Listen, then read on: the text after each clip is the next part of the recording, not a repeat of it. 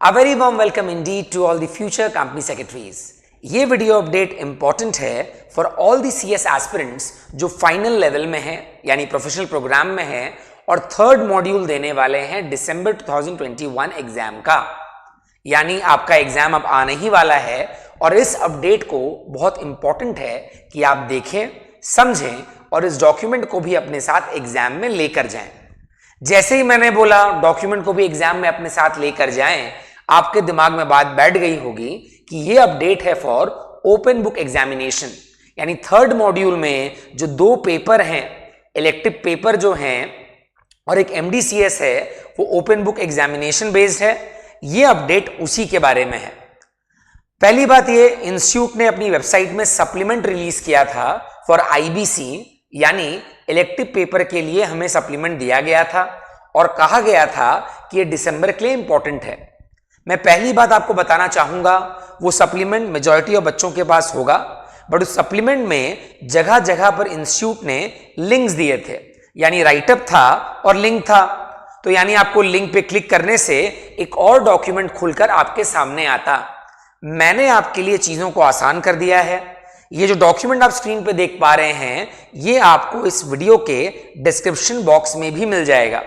वहां से इस डॉक्यूमेंट को निकाल लीजिएगा। इस डॉक्यूमेंट का फायदा यह है कि उस राइटअप के साथ जो लिंक था, लिंक में भी जाकर जो इंपॉर्टेंट एंड रिलेवेंट पोर्शंस थे, हमने उसको निकालकर इस डॉक्यूमेंट में इनकॉर्पोरेट कर लिया है। यानी आपको अलग से दो डॉक्यूमेंट कैरी करने का दरकार नहीं है, एक ही डॉक्यूमेंट से काम आपका बन जाएगा। दूसरी बात, बच्चे सोच रहे होंगे कि सर नया चीज याद करना पड़ेगा क्या एग्जाम के इतने जल्दी, इतने करीब आने के टाइम पे? बिल्कुल भी नहीं। आप जानते हैं ओपन बुक एग्जामिनेशन है, यहां पर मार्किंग, लर्निंग एंड अंडरस्टैंडिंग तीनों का कॉम्बिनेशन ही आपको एग्जाम में सक्सेसफुल बनाएगा। तो अगर आपको यह लगता है कि सर इस अपडेट के लिए कहीं देर तो नहीं हो गया, मैं इतना याद कैसे करूंगा, ऐसा बिल्कुल भी नहीं होगा। अगर इस वीडियो अपडेट को आप पूरा देखिएगा, इस वीडियो अपडेट के खत्म होते ही ये सारे अमेंडमेंट्स आपके कवर्ड होंगे और आप मेंटली प्रिपेयर्ड होंगे कि एग्जाम में एग्जैक्टली क्वेश्चन इन पार्ट से कैसे आएगा। तो चलिए स्टार्ट करते हैं इस वीडियो अपडेट के अमेंडमेंट के बारे में लेकर। आइए, इस डॉक्यूमेंट में जो सबसे पहला अमेंडमेंट आया है वो है लेसन 2 में, और लेसन 2 है introduction to insolvency and bankruptcy code. यहां पे हम लोग बात करने वाले हैं कोविड-19 के इंपैक्ट के बारे में। जैसा कि आप जानते हैं, कोविड-19 जैसे ही स्प्रेड होना चालू हुआ, उसका डायरेक्ट असर पड़ने लगा कमर्शियल एक्टिविटीज में एंड काफी सारे इंडस्ट्रीज इसके कारण सफर करने लगे। कितने लोग बंद होने की कगार पे आ गए, कितने लोग लॉसेस में चले गए, कितने लोग फाइनेंशियली स्ट्रेस्ड हो गए। और इसी चीज को ध्यान में रखते हुए यह अमेंडमेंट लाया गया है। हम लोग बात करने वाले हैं pre package insolvency resolution process के बारे में। हम लोग बात करेंगे pre package insolvency resolution process के बारे में। ध्यान दीजिएगा, ये जो प्रोसेस है ये एक हद तक इनफॉर्मल है और लास्ट के तरफ फॉर्मल है। यानी ये टेक्निकल कैच है इस पर्टिकुलर अमेंडमेंट का। गौर से सुनना मुन्ना, यानी हम लोग बात कर रहे हैं pre package insolvency resolution process के बारे में, विच इज PPIRP। और ये जो प्रोसेस है ये पहले पार्ट में इनफॉर्मल है, जहां पर ये बात करता है कि भैया जो डेटर है और जो क्रेडिटर है, भैया कोर्ट कचहरी में क्यों आते हो, क्यों झमेला में पड़ रहे हो, आपस में इनफॉर्मली बैठ कर बातचीत कर लो, सेटलमेंट कर लो, और अगर फिर भी बात ना बने तब हम लोग फॉर्मल प्रोसीडिंग्स की तरफ आएंगे, ताकि ओवरऑल प्रोसेस में जो एसेट का वैल्यू है वो मैक्सिमाइज रहे और रिटेन्ड रहे। यानी हमने क्या देखा sir, we are talking about under lesson 2 pre package insolvency resolution process. और इस प्रोसेस के बारे में हमने दो चीजें जानी। सबसे पहला, ये एक हद तक इनफॉर्मल है और दूसरे हद तक फॉर्मल। आइए नीचे चलते हैं। हम लोग इस अमेंडमेंट को लाइन बाय लाइन पढ़ेंगे, मार्किंग में आपको देते जाऊंगा और लाइंस को समझाते जाऊंगा। आप बस अंडरस्टैंडिंग अपने दिमाग में रखें and that will be more than sufficient. आइए, यहां पर सबसे पहले बात होगी MSME के बारे में। देखिए, एमएसएमई का फुल फॉर्म है micro small and medium enterprises. इस पहले पैराग्राफ में कहेगा कि जो एमएसएमई है वो हमारे देश के लिए, हमारी कंट्री के लिए बहुत इंपॉर्टेंट है, बिकॉज ये हमारे आपके जीडीपी में कंट्रीब्यूट करता है एंड इसी के कारण काफी लोगों को जॉब भी मिलता है और ये इकोनॉमिक डेवलपमेंट के लिए बहुत जरूरी है। We are talking about MSME, यानी जो पीपीआईआरपी यानी जो प्रोसेस की बात हमने आपसे करी, here we are talking about in relation to MSME. देखिए क्या कहता है, The micro, small and medium enterprises are critical for India's economy. Their size, they contribute significantly to gross domestic product and provide employment to a sizable population. जैसा मैंने आपको बताया, MSME are very important from the country's point of view because ये economic development में contribute करता है, employment opportunities बनाता है, आपके जीडीपी में कंट्रीब्यूशन इसका सिग्निफिकेंट है। तो एक बात तो क्लियर है कि सर एमएसएमई का होना इंपॉर्टेंट है, उनका सरवाइव करना इंपॉर्टेंट है, उनका बढ़ना फलना फूलना भी इंपॉर्टेंट है। पर यहां पे क्या हुआ, यहां पे थोड़ा मेजर टर्न अराउंड आ गया जब कोविड-19 स्प्रेड हो गया एंड जिसके कारण इन सेक्टर्स पर, इन इंडिविजुअल्स ग्रुप्स पर काफी प्रेशर आने लगा, लॉसेज में जाने लगे, कितने सेक्टर बंद होने लगे एंड अल्टीमेटली इकोनॉमिक डेवलपमेंट या इकोनॉमिक के प्रोसेस में प्रॉब्लम आने लगा। देखिए नीचे, द कोविड-19 pandemic has impacted their business operations and exposed many of them to financial stress, यानी कोविड के कारण इन सबको काफी फाइनेंशियल स्ट्रेस होने लगा। Resolution of their stress requires different treatment due to the unique nature of their business and simpler corporate structure. यानी simple बात है कि सर अगर आप इंसॉल्वेंसी की बात करें या सीआईआरपी की बात करें, उसका कंपैरिजन अगर इनके साथ किया जाए या उनको यहां पे इन्वॉल्व किया जाए तो एक हद तक देखा जाएगा प्रॉब्लम हो सकती है। पहली बात तो ये एमएसएमई आर वेरी इंपॉर्टेंट, मैंने ऑलरेडी आपको बताया, एम्प्लॉयमेंट अपॉर्चुनिटीज जनरेट करते हैं, नेशनल जीडीपी में कंट्रीब्यूट करते हैं एंड ओवरऑल इकोनॉमिक डेवलपमेंट में कंटिन्यूएशन में इनका बहुत बड़ा हाथ है।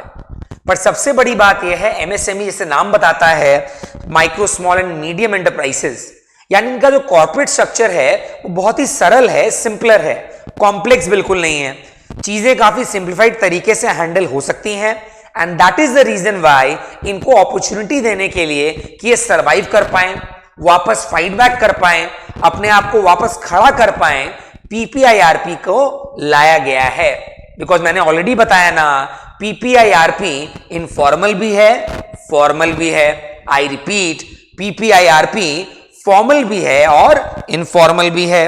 देखिए नीचे, मेन पर्पस क्या था, N efficient alternative insolvency solution process under the code for corporate MSME, यानी ये एक ऑल्टरनेट सॉल्यूशन है जिसे इफेक्टिव माना गया है, यानी ये एक ऑल्टरनेटिव सॉल्यूशन है जिसे इफेक्टिव माना गया है। मार्किंग सब कुछ आपको इस डिस्क्रिप्शन बॉक्स में मिल जाएगा, आपको अलग से कुछ नहीं करना है, जस्ट कंसंट्रेट करें जो मैं आपको बता रहा हूं।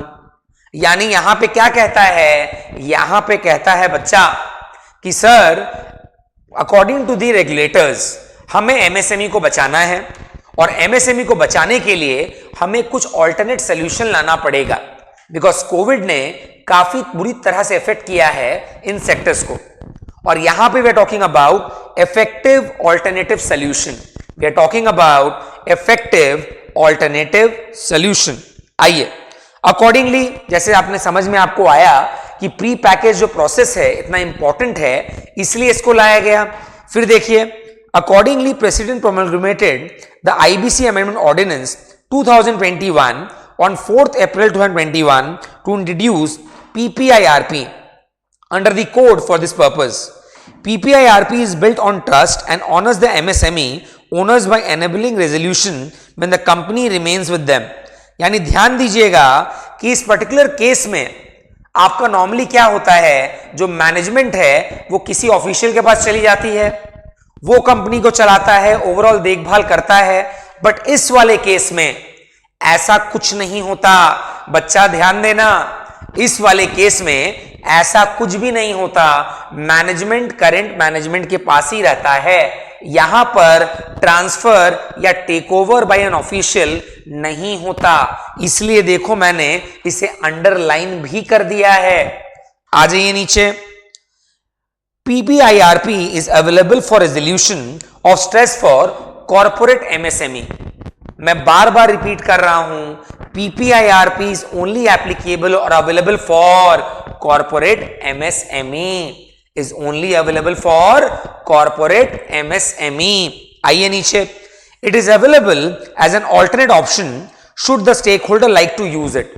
यानी जो स्टेक होल्डर हैं, जो भी MSME से जुड़े हुए हैं, अगर वो एप्लीकेशन डालना चाहें, ये उनका डिस्क्रिशन है कि वो CIRP में जाएंगे या PPIRP में जाएंगे। तो please make a note, there is no compulsion कि आपको PPIRP में आना पड़ेगा, ये आपकी चॉइस होगी कि आप करना चाहेंगे या नहीं करना चाहेंगे इसके अंडर में। यहां पर से आप एक लाइन लिख के लिख सकते हैं, नो कंपल्शन, नो कंपल्शन। आगे बढ़ते हैं, PPIRP has the features which make a CIRP sacrosanct and has the rigor and discipline of the CIRP। यानी अगर आप PPIRP की बात करें, भले ये इनफॉर्मल एंड फॉर्मल दोनों हैं एट अ टाइम, भले ही ये इनफॉर्मल एंड फॉर्मल दोनों हैं एट अ टाइम, बट यहां पे क्या होता है सर, इसका ना वैल्यू कम नहीं है, ये भी रिजिड है, ये भी डिसिप्लिन्ड है और ये भी डिजायर्ड रिजल्ट देगा, और इस बात का हमें ध्यान रखना है। अगर कोई कहता है PPIRP हल्का है, उतना इफेक्टिव नहीं है, तो ये कहना गलत होगा। आइए नीचे, it is informal up to a point and formal thereafter. Already आपको बताया था ना, PPIRP pre package process is actually what, informal भी है और फॉर्मल भी है। It blends debtors in position with creditor in control. It is neither a fully private nor a fully public process. यानी यहां पे देखो तीन पार्ट हमने देखा। Number one, it is informal and formal. Number two, debtor in position, यानी debtor के पास management है, वही काम कर रहा है, वही करके दिखा रहा है, पर कंट्रोल कौन कर रहा है, क्रेडिटर। और नंबर थ्री है, ना ही ये प्राइवेट है ना ही ये पब्लिक है, ना ही ये पूरा प्राइवेट है ना ही ये पूरा पब्लिक है, ये ब्लेंड है। तो तीन पॉइंटर्स हमने देखे। हम लोग किसके बारे में बात कर रहे हैं बच्चा, हम लोग इलेक्टिव पेपर के IBC के बारे में बात कर रहे हैं। और हमने यहां पे क्या देखा सर, हमने यहां पे देखा सर MSME एक इंपॉर्टेंट सेक्टर है कंट्री का, कोविड के बाद उसको हैम्पर हुआ है, रेगुलेटर्स चाहते हैं उससे सर्वाइव या रिवाइव किया जाए, तो इन दैट केस PPIRP को लाया गया। और यहां पे हमने इसके तीन फीचर्स देखे। पहला फीचर कहता है बॉस देखो, ये इनफॉर्मल भी है और फॉर्मल भी है, ये इनफॉर्मल भी है और फॉर्मल भी है। दूसरा पॉइंट क्या कहता है सर, दूसरा पॉइंट कहता है यहां डेटर इन पोजीशन होता है, डेटर के पास हाथ में है सामान, यानी कंट्रोल है, मैनेजमेंट है और कंट्रोल है क्रेडिटर का। And the last point is, ये ना ही पूरा प्राइवेट प्रोसेस है और ना ही पूरा पब्लिक प्रोसेस है, यानी इनफॉर्मल एंड फॉर्मल में प्राइवेट एंड पब्लिक वर्ड को डाल दिया गया। आइए नीचे, it allows the company if eligible under section 29A to submit the base resolution plan which is exposed to the challenge for value maximization।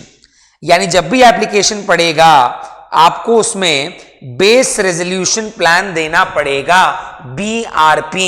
ध्यान रखिएगा, abbreviations के लिए हमने फुल फॉर्म में पूरा लिखा हुआ है और आगे की तरफ हम लोग सिर्फ शॉर्ट फॉर्म ही यूज कर रहे हैं। तो बेस रेजोल्यूशन प्लान एप्लीकेशन के साथ जाएगा। एंड सबसे बड़ा चैलेंज है बेस्ट रेजोल्यूशन प्लान का कि भैया वैल्यू मैक्सिमाइजेशन करना पड़ेगा। आपका रेजोल्यूशन प्लान ऐसा नहीं होना चाहिए जिसके कारण एसेट का वैल्यू गिरे, overall value of the company गिरे, overall value of the business गिर जाए। आपका मेन टारगेट होना चाहिए एप्लीकेशन करते वक्त अंडर PPIRP में कि भैया एक बात तो क्लियर है कि मेरा base resolution plan, I repeat the term, साथ में रिपीट करना, base resolution plan should be effective ताकि वैल्यू मैक्सिमाइजेशन हो। हम लोग किसके बारे में बात कर रहे हैं, PPIRP के बारे में। हम लोग कौन से प्लान के बारे में बात की है अभी, बेस रेजोल्यूशन प्लान। हमने किसके बारे में बात किया बच्चा, बेस रेजोल्यूशन प्लान। आइए नीचे, unlike CIRP it does not yield liquidation if there is no resolution plan. तो यहां पे हमने क्या देखा कि सर CIRP में क्या होता था ना, अगर रेजोल्यूशन प्लान नहीं है, अगर रेजोल्यूशन प्लान नहीं है तो भैया लिक्विडेशन की तरफ बढ़ जाते थे। अगर रेजोल्यूशन प्लान नहीं है तो भैया लिक्विडेशन की तरफ बढ़ जाते थे। पर इस केस में PPIRP में लिक्विडेशन का कोई सीन ही नहीं है। मार्किंग को वापस देखिए, ये जो पार्ट आप देख पा रहे हैं स्क्रीन में, this is very very very important guys, concentrate करें। We are talking about PPIRP, जो कहता है फॉर्मल इनफॉर्मल दोनों, जो कहता है प्राइवेट एंड पब्लिक दोनों, जो कहता है it's a blend of debtors in position and creditors in control. और यहीं पे बात होती है बेस रेजोल्यूशन प्लान के बारे में, यहीं पे बात होती है बेस रेजोल्यूशन प्लान के बारे में। And the last point says कि भैया देखिए, अगर CIRP होता तो भैया रेजोल्यूशन प्लान अगर नहीं है, अगर रेजोल्यूशन प्लान नहीं है तो भैया लिक्विडेशन की तरफ बढ़ जाते। अगर रेजोल्यूशन प्लान नहीं है तो लिक्विडेशन की तरफ बढ़ते अंडर CIRP। बट PPIRP में ऐसा नहीं होता है। यानी क्वेश्चन में आपसे बोलेगा कि आप एक कंपनी सेक्रेटरी हैं, आप एक प्रोफेशनल हैं, आप बताइए कि भैया रेजोल्यूशन प्लान नहीं दिया हुआ है एंड द जज wants to and the educating authority wants to go into liquidation, तो what is your opinion on this. तब आप यहां पे लिखेंगे कि भैया केस किस चीज का है, PPIRP का या CIRP का। अगर CIRP का केस है और रेजोल्यूशन प्लान नहीं है तो लिक्विडेशन में जा रहे हैं, ठीक कर रहे हैं। अगर PPIRP का केस है तो क्या ठीक कर रहे हैं क्या? नहीं बच्चा, लिक्विडेशन में नहीं जाएंगे। सो ये वाला पार्ट भी डन। 30 सेकेंड्स लो, फटाफट इस पार्ट को एक बार रीड करो स्क्रीन से, ताकि दिमाग में चीजें सेट हो जाएं और हम लोग आगे बढ़ चलें। ध्यान से बच्चा देख एक बार।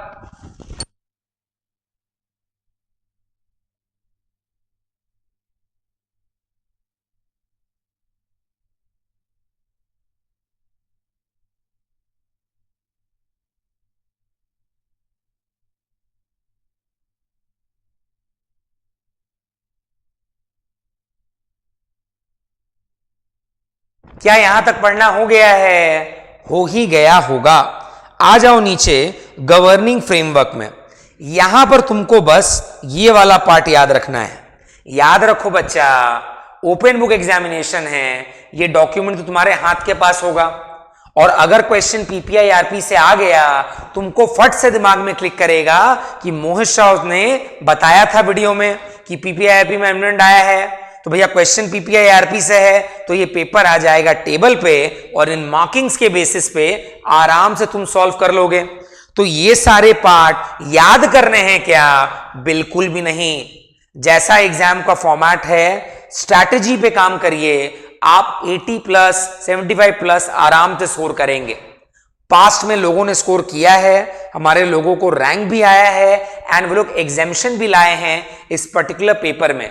सो अगर पास्ट में ऐसा बेनिफिट मिला है, अचीवमेंट रिजल्ट आया है, तो इस बार भी आएगा, प्रोवाइडेड आपकी स्ट्रैटेजी सही हो, आपका अप्रोच सही हो। तो यहां पे क्या कहता है, ये जो पोर्शन है ये इन्वॉल्व है under chapter 3A section 54A से 54P। ये इन्वॉल्व है under chapter 3A section 54A से 54P। तो हमें ध्यान रखना है, it is from section 54A to 54P, 54 the second pointer, the insolvency and bankruptcy pre package insolvency resolution process rules 2021 and insolvency bankruptcy board of India pre package insolvency resolution regulation 2021। यानी मोटा मोटी ये 3 pointer आपको ध्यान रखना है। आइए नीचे एलिजिबिलिटी, वेरी इंपॉर्टेंट, कि कौन आदमी या कौन कॉर्पोरेट MSME बेटर टू से can apply for PPIRP। Exam में या तो आपको डायरेक्ट क्वेश्चन आएगा इसके ऊपर, या तो आपको केस स्टडी के बेसिस पे बोलेगा कि as a professional kindly comment whether the applicant is eligible और नॉट। तो आइए देखते हैं कौन एलिजिबल है to apply under PPIRP।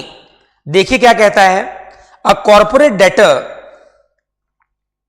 which is an MSME, very important, we have to understand कि कोई भी अदर एंटिटी नहीं, एमएसएमई होना जरूरी है। अगर आप पीपीआईआरपी के अंडर में आना चाहते हैं तो भैया एमएसएमई होना जरूरी है, अदरवाइज नहीं चलेगा, चोलबे ना। एमएसएमई नहीं तो नहीं होगा। सो कॉर्पोरेटर कौन होना चाहिए? MSME of section 7 of MSME act 2006। यानी सबसे पहला क्राइटेरिया है कि भैया आप जो कॉर्पोरेट डेटर हैं, आप कोई नॉर्मल कॉर्पोरेट डेटर नहीं है। आप कौन हैं? आप एमएसएमई हैं। आप कौन हैं? आप एमएसएमई हैं। और आपका एमएसएमई का कवरेज होना चाहिए under section 7 of MSME act 2006। ध्यान दीजिएगा, एमएसएमई का जो फुलफिलमेंट ऑफ क्राइटेरिया है, डेफिनेशन है, वो सेक्शन 7 ऑफ एमएसएमई एक्ट 2006 में कवर्ड होना चाहिए। आइए नीचे, अगर आपने डिफॉल्ट किया है एटलीस्ट 10 लाख रुपया का, तब आप पीपीआईआरपी में आ सकते हैं। यानी अगर आपने 3 लाख का किया है, नहीं आ सकते। 5 लाख का किया है, नहीं आ सकते। 7 लाख का किया है, नहीं आ सकते। कितना का डिफॉल्ट होना चाहिए बच्चा? एटलीस्ट 10 लाख का। एटलीस्ट 10 लाख का। पॉइंट नंबर 2, एलिजिबल होना चाहिए under section 29A of the code. Number 3, has not gone under PPIRP during the 3 years preceding from the initiation date। यानी जिस डेट पे आप इनिशिएट कर रहे हैं उस डेट से 3 साल पीछे आपने ये नहीं किया है। Number 4, has not completed CIRP during 3 years preceding date of initiation। यानी यहां पर भी 3 साल कॉमन है। ध्यान देना, ना ही आपने इनिशिएशन डेट से पीछे के 3 साल फॉर CIRP एंड PPIRP, यानी दोनों में 3 साल का आपका कूलिंग पीरियड होना चाहिए। यानी this 3 years represents cooling period. I would request all the students एक बार इन 4 पॉइंटर्स को रीड करें। 1, 2, 3, 4। यानी कहता है एटलीस्ट 10 लाख का डिफॉल्ट होना चाहिए, 10 लाख के नीचे का नॉट एलिजिबल। दूसरा कहता है कि आपका रेजोल्यूशन प्लान एलिजिबल होना चाहिए under section 29A of the code, 10 lakh 29A of the code. और जिस डेट पे इनिशिएशन हुआ उस डेट से पीछे के 3 साल ना ही पीपीआईआरपी हुआ है और ना ही सीआईआरपी हुआ है। क्या ये चारों पॉइंट दिमाग में set? At least 10 lakh, eligibility under section 29A of the code, number 3, number 4 PPIRP CIRP, initiation date से पीछे के 3 साल में नहीं हुआ होगा तो ही ये पॉसिबल है, अदरवाइज नहीं। नीचे देखिए, ना ही आपका सीआईआरपी चल रहा है, is not required to be liquidated by order section 33 of the code. यानी जो आपका एलिजिबिलिटी क्राइटेरिया है वो बहुत इंपॉर्टेंट क्वेश्चन रहेगा आने वाले एग्जाम के लिए। तो हमने क्या देखा सर? हमने पहली बात देखा कि सर जब आप अप्लाई करेंगे अंडर पीपीआईआरपी, वो एमएसएमई होना चाहिए। वो कौन होना चाहिए? एमएसएमई ही। नंबर 2, सर एटलीस्ट 10 लाख का डिफॉल्ट हो उसके अंडर में। Sir eligibility under section 29A होना चाहिए, एलिजिबिलिटी अंडर सेक्शन 29A होना चाहिए। सर उसके बाद पीपीआईआरपी सीआईआरपी जो इनिशिएशन डेट है उसके पीछे के 3 साल, इमीडिएट प्रीसीडिंग 3 years में ना आप पीपीआईआरपी में गए हो ना ही आपका सीआईआरपी हुआ हो। इसका मतलब क्या है? 3 साल का कूलिंग पीरियड मांग रहा है। नेक्स्ट पॉइंट, सीआईआरपी नहीं चल रहा हो, अभी चल नहीं रहा है कि आप शिफ्ट करना चाहते हैं। And number last, liquidation under 33 में नहीं जाना चाहिए। Under section 33 of the code में एलिजिबल नहीं होना चाहिए फॉर लिक्विडेशन। अब यहां पे देखो, ये पॉइंट नंबर 5 जो है इसका मतलब क्या है? कहता है if it is not undergoing a CIRP, यानी अगर आपका सीआईआरपी चल रहा है तो आप चाहते हैं आपको ट्रांसफर कर दिया जाए अंडर पीपीआईआरपी। एक केस स्टडी आ सकता है इस पे, यानी आपका सीआईआरपी चल रहा है और आप चाहते हैं आपको पीपीआईआरपी में ट्रांसफर किया जाए। सवाल यह है क्या पॉसिबल है? एकदम भी पॉसिबल नहीं है, यानी प्रोविजन पढ़ के हमने दिमाग में बैठा लिया क्वेश्चन क्या आ सकता है। तो अगर आपका CIRP अंडरगोइंग है तो ladies and gentleman, boys and girls, आप PPIRP में ट्रांसफर नहीं ले सकते। Is that clear to everyone? 15 second लीजिए, फटाफट सारे पॉइंटर्स जो स्क्रीन में देख पा रहे हैं एक बार गो थ्रू करें।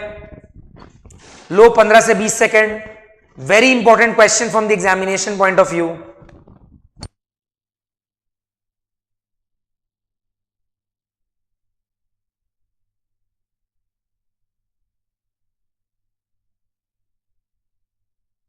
क्लियर है ना बच्चा? अब देखो अगला चीज। अब सवाल यह आता है सर कि मैंने अप्लाई किया और अप्लाई करने पे मैंने देखा ऑफिसर चला आया और कहता है कि तुम झूठ बोल रहे हो, तुम कॉर्पोरेट डेटर होगे, तुम कॉर्पोरेट डेटर होगे पर तुम MSME नहीं हो। यानी बोलने का मतलब है तुम्हारा दिल टूटा होगा पर तुम आशिक थे जरूरी नहीं है। तो तुम सबूत कैसे लाओगे कि सर कि मैं MSME हूं? तो इसका जवाब है नीचे में देखो, to evidence that corporate debtor is an MSME the application shall attach either a copy of the latest and updated Udyam registration certificate और proof of investment in plant and machinery और equipment and turnover as per the notification. यानी यहां पे देखो दो चीजें मांगता है कि मान लीजिए आप एप्लीकेशन जब डाल रहे हैं तो यहां पे बोल दिया गया है एप्लीकेशन खाली डालना मत, तुमको प्रूफ देना पड़ेगा साथ में कि सर हम MSME हैं। मैंने एप्लीकेशन के टाइम पे the evidence should go hand in hand. याद रखना, या तो आप निकाल के दीजिए अपना उद्यम रजिस्ट्रेशन सर्टिफिकेट, या तो आप निकाल के दीजिए अपना उद्यम रजिस्ट्रेशन सर्टिफिकेट, या फिर प्रूफ ऑफ इन्वेस्टमेंट बताइए आपके प्लांट एंड मशीनरी का। वो दोनों में से एक देखकर अथॉरिटी मान लेगी कि आप MSME हैं। क्या ये पॉइंट क्लियर है? यानी हमने क्या देखा कि खाली एलिजिबिलिटी क्राइटेरिया मीट करने से काम नहीं बनेगा। आपका सबसे बड़ा बेस आता है क्या तुम MSME हो। अगर MSME हो तो PPIRP में कवर्ड होगा, अदरवाइज नहीं होगा और एविडेंस देना पड़ेगा एप्लीकेशन के साथ। तो जब भी आप अप्लाई कर रहे हैं under PPIRP, you have to make sure that you are submitting an evidence which can give a backup to the authority that you are a MSME। या तो उद्यम रजिस्ट्रेशन सर्टिफिकेट दीजिए, या तो उद्यम रजिस्ट्रेशन सर्टिफिकेट दीजिए, या फिर अपना investment in plant and machinery का डिटेल्स दीजिए। आइए आगे बढ़ें। प्री इनिशिएशन फेज मैंने आपको ऑलरेडी बताया था ना, PPIRP इनफॉर्मल भी है और फॉर्मल भी है। बताया था कि नहीं बताया था बच्चा? PPIRP इनफॉर्मल भी है और फॉर्मल भी है। और यहां पे जो फर्स्ट फेज है, जो इनिशिएशन फेज है, जो इनिशियल फेज है, वो इनफॉर्मल है।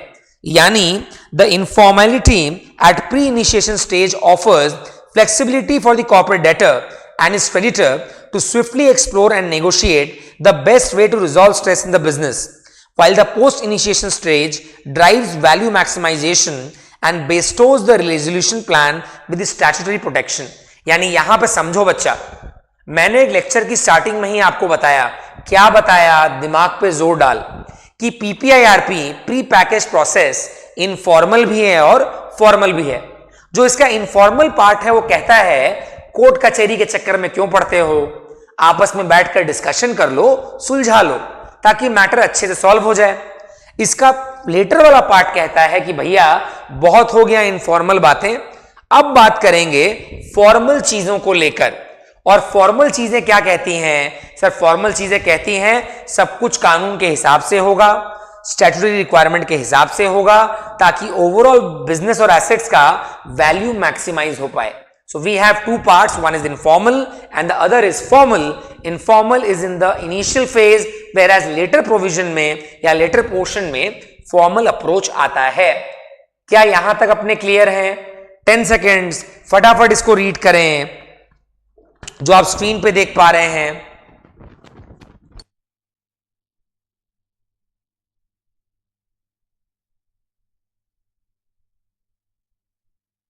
क्लियर है यहां तक? देख लीजिए वापस से, 5 सेकंड और दिया।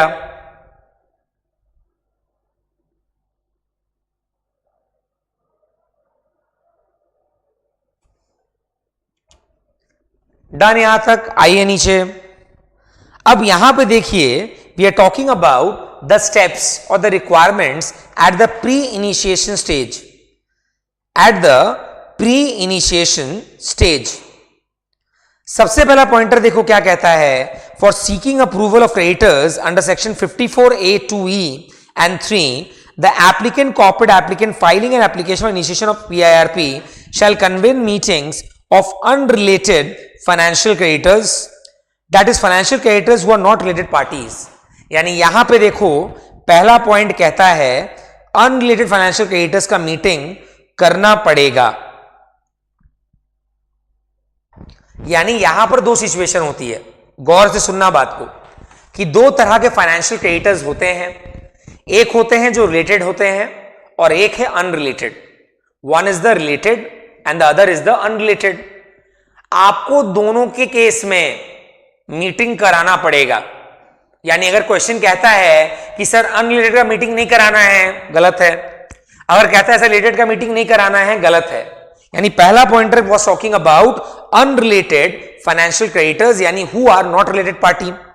देखो दूसरा पॉइंट क्या कहता है, जहां पर हैज नो फाइनेंशियल डेट और where all financial creditors are related party, the applicant shall convene meetings of unrelated operation creditors and the UOC shall perform the same duties and functions of UFCs। यानी यहां पे क्या बोलता है, ये दोनों part में हमने दो तरह के सिचुएशन देखे। एक देखा जहां पर अनरिलेटेड लोग हैं और दूसरा देखा जहां पर सारे के सारे रिलेटेड पार्टीज क्रेडिटर हैं। यानी जो पहला पार्ट है वन, जो आप स्क्रीन पे देख पा रहे हैं, it talks about unrelated creditors and दूसरा पार्ट है रिलेटेड क्रेडिटर्स। अगर उस कंपनी में सारे अनरिलेटेड हैं, यूजुअली ऐसा ही होता है, मैक्सिमम अनरिलेटेड होते हैं, तो उस केस में क्या होगा, उनका मीटिंग कराना पड़ेगा। वो अपना राय देंगे, अपना ड्यूटीज एंड ऑब्लिगेशंस को फुलफिल करेंगे एंड देन चीजें आगे बढ़ेंगी। वहीं पर अगर उस कंपनी या फर्म में, उस एमएसएमई में अगर सारे क्रेडिटर्स रिलेटेड पार्टीज हैं, तो भैया उनका रोल भी सेम टू सेम वही होगा जो अनरिलेटेड पार्टीज क्रेडिटर का होता है। Is that clear? तो यानी रोल्स एंड फंक्शंस में कोई डिफरेंस नहीं आ रहा है। सो इस बात पॉइंट को ध्यान से पढ़िएगा। इस point number 1 and point number 2, पहला है अनरिलेटेड फाइनेंशियल क्रेडिटर्स, दूसरा है जहां पर सारे financial creditors are related parties. Terminology को ध्यान में रखना जरूरी है, because exam open book based है, तो चीजें दिमाग में रहना बड़ा जरूरी है कि ये कवरेज हमारे मटेरियल में है या नहीं है। ध्यान से एकदम।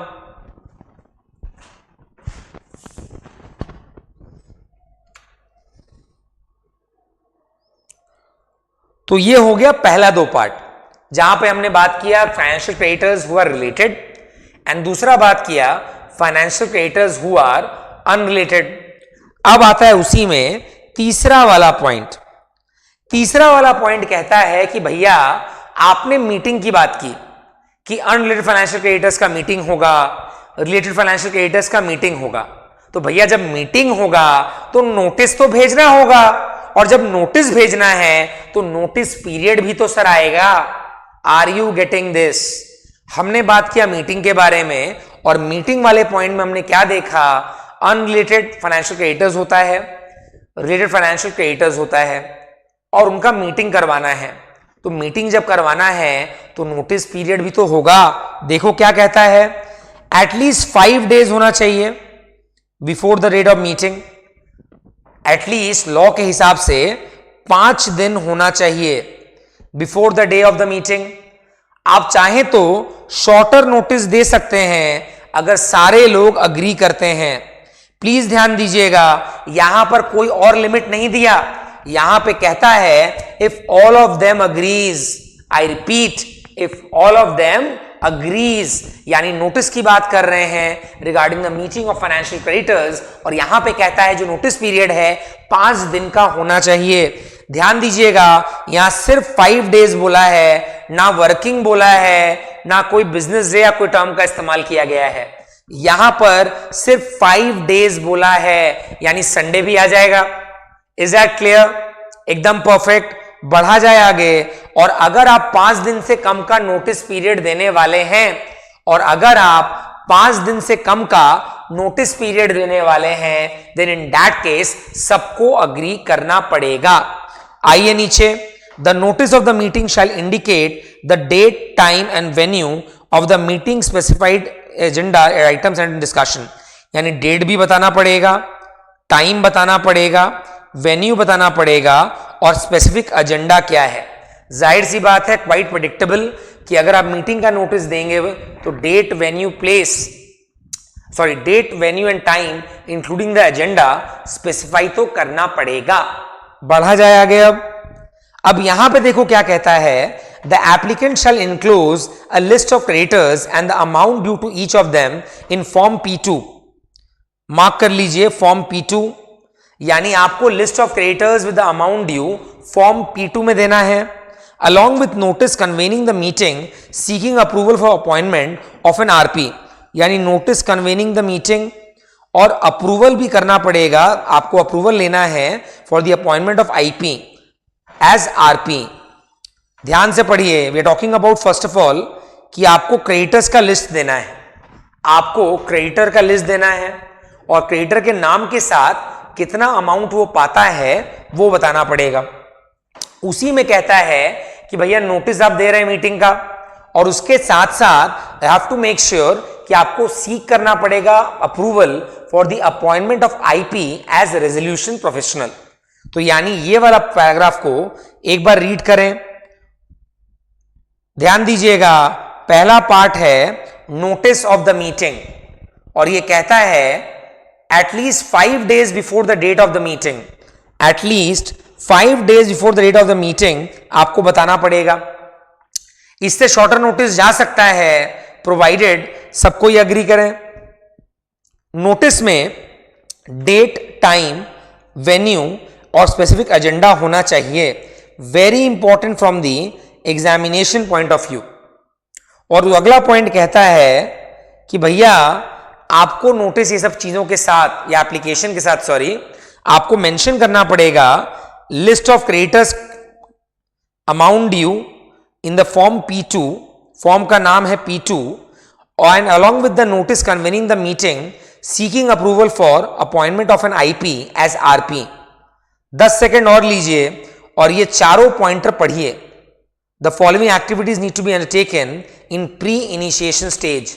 ध्यान से रीड करें गाइस, डॉक्यूमेंट ऑलरेडी आपके पास है, वहां से इसे रीड करें, वेरी इंपॉर्टेंट पार्ट।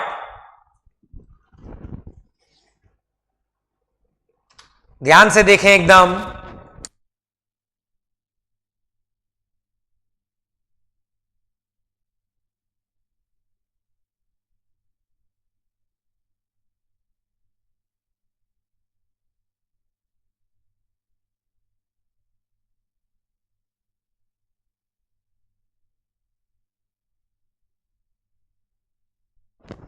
डन है यहां तक, एकदम समझ में एकदम आ गया है, मार्किंग ले चुके हैं। यहां पर देखिए अगले 2 point. In the meeting of unrelated financial creditors, creditors having at least 10% of the value of the debt shall propose the name of an IP eligible under the regulation for appointment as RP. For appointment as RP, creditors having at least 10% of the value of the debt, UFC। यानी वही creditor propose करेगा नाम जो at least 10% of the value of the debt hold करता है, जो at least 10% of the value of the debt hold करता है। इस पॉइंटर को ध्यान रखिएगा। इस पे आपको कोई केस स्टडी पूछा जा सकता है कि भैया हमें यह बताइए कि क्रेडिटर ABC अप्लाई करना चाहते हैं कि भैया हम प्रपोज करेंगे RP का नाम, तो क्या ABC या इंडिविजुअली वो लोग एलिजिबल हैं? तो आपको इस पॉइंट को लिखना पड़ेगा। In the meeting of UFC, creditors having at least 10% of value of the debt, creditors having at least 10% of the value of the debt can propose the name for the appointment of RP, at least 10% of the value of the debt.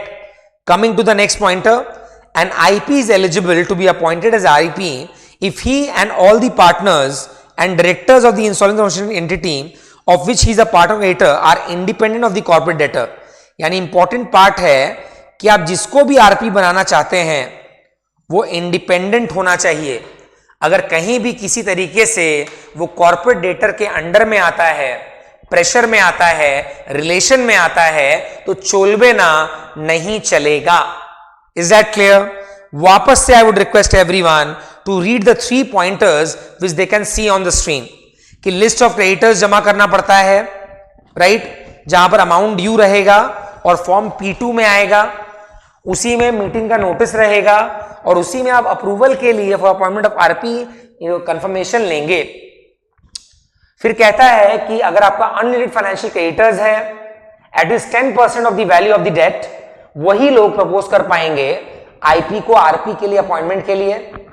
और last point कहता है कोई भी IP यानी insolvency professional अगर RP बनना चाहता है तो we have to make sure वो जिस एंटिटी को बिलोंग करता है उसके सारे पार्टनर्स, डायरेक्टर्स, वो जो आईपी जो है वो जिस एंटिटी को बिलोंग करता है उसके सारे पार्टनर्स, डायरेक्टर्स आर इंडिपेंडेंट।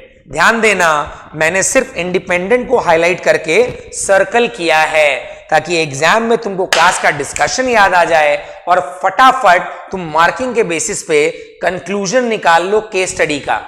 अगर आईपी जिसका नाम आरपी के लिए कंसिडर करना है वो उसके सारे पार्टनर्स वो जिस एंटिटी को बिलोंग करते हैं are not independent, they cannot become RP for PPIRP purpose as per the provision cited in the document. Is that clear?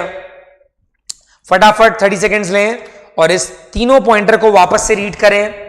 Please make sure दिमाग में बैठ जाए और याद हो जाए।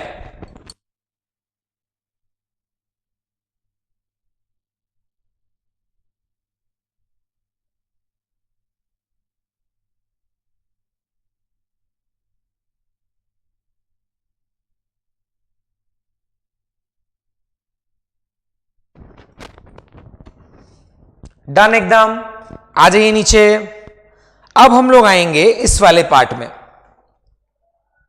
The UFC representing not less than 66% in value of debt due such creditors shall approve the appointment as RP and the terms of appointment in form P3। ध्यान देना, इस पॉइंट में we talked about proposing the name. इस point में जहां 10% की बात थी हम लोग नाम को प्रपोज कर रहे थे और इस पॉइंट में we are talking about approval. So दोनों में डिफरेंस है। आप चाहें तो लिख सकते हैं यहां पे अप्रूवल और उसके ऊपर यहां पे लिख सकते हैं प्रपोज, ताकि एग्जाम में जल्दी जल्दी में ओवरलुक ना हो जाए। कहीं ऐसा ना हो 10% जो प्रपोज के लिए था आप अप्रूवल में उसका प्रोविजन लिख दे तो वहां पे सिर्फ अंडा मिलेगा और कुछ भी नहीं।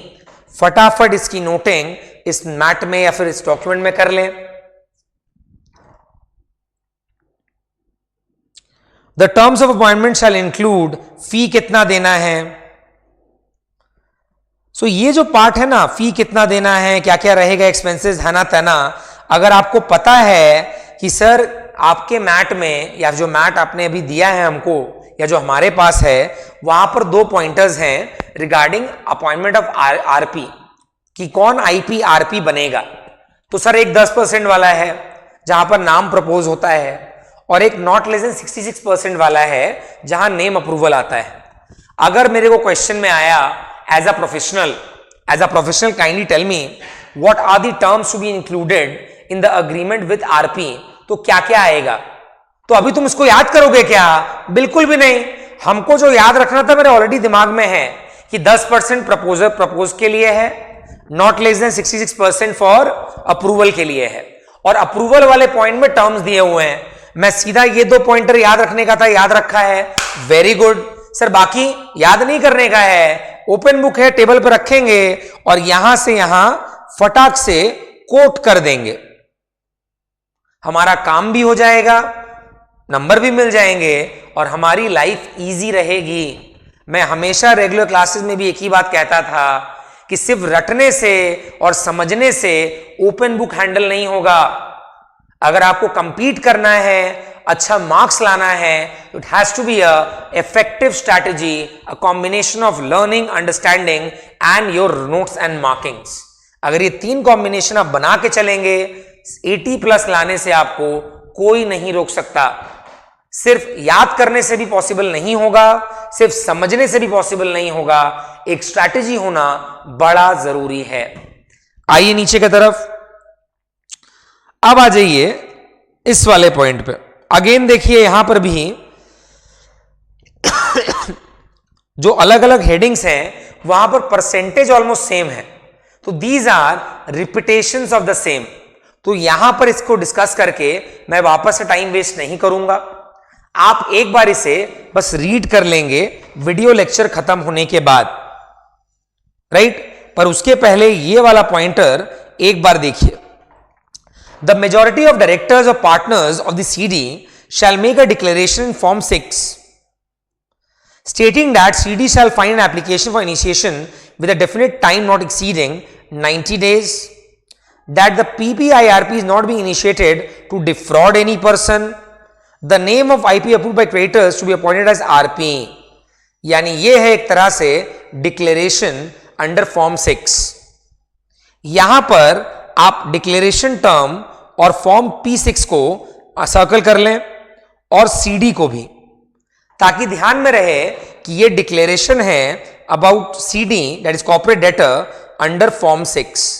यानी ना ही आप किसी को डिफ्रॉड करने के लिए कर रहे हैं और आप टाइम पे चीजों को स्टार्ट करेंगे, not exceeding 90 days, right? And the last point is कि क्रिएटर ने जो नाम प्रपोज किया है आप उसे ही अपॉइंट करेंगे। Is that clear regarding the declaration?